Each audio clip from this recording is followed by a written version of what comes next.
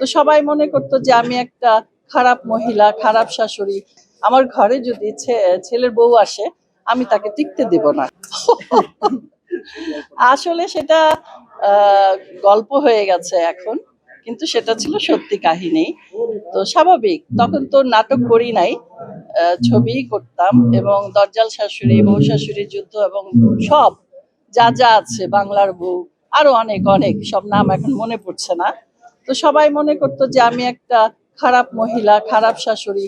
আমার ঘরে আমার দুটোই ছেলে, আমার ঘরে যদি ছেলের বউ আসে, আমি তাকে টিকতে দেব না। কিন্তু বাস্তব আর সত্যি তো এক না।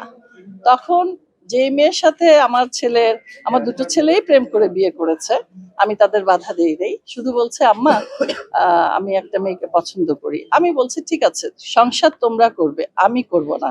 ভবিষ্যতে কোনো কিছু হলে আমাকে বলতে পারবে না যে তুমি বিয়ে করাইছো, তখন আমি বলতে পারবো তোমাদের পছন্দে তোমরা বিয়ে করেছো।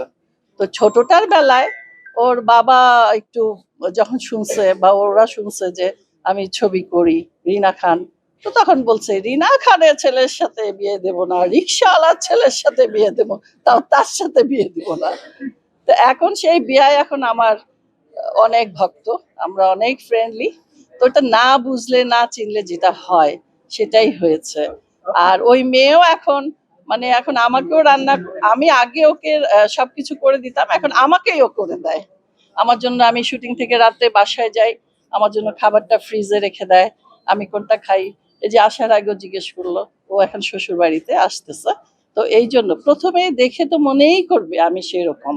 তারপরে যখন এসে দেখলো যে না, আসলে বাস্তব আর অভিনয় দুটো দুই জগৎ। আমি বাস্তবে একরকম, ছবিতে একরকম।